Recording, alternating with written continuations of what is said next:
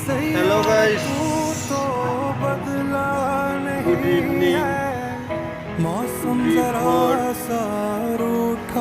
মানুহৰ জীৱনটো এডাল গছপুলি নিচিনা, যিমান ডাঙৰ হৈ আহিব তোমাৰ লগত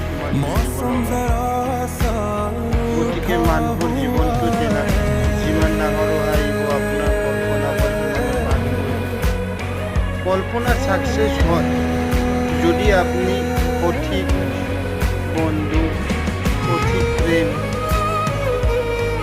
লগ পোৱা যায়। কিছুমান আছে নিজৰ স্বাৰ্থৰ কাৰণে আপোনাৰ জীৱনটো ফুল ষ্টপ লগাই দিব পাৰে। আপোনাৰ লাইফ যিখিনি ইম্পৰ্টেণ্ট সময় আছিলে লাইফত সেই সময়খিনিতে আপোনাৰ বৰবাদ কৰিব পাৰে।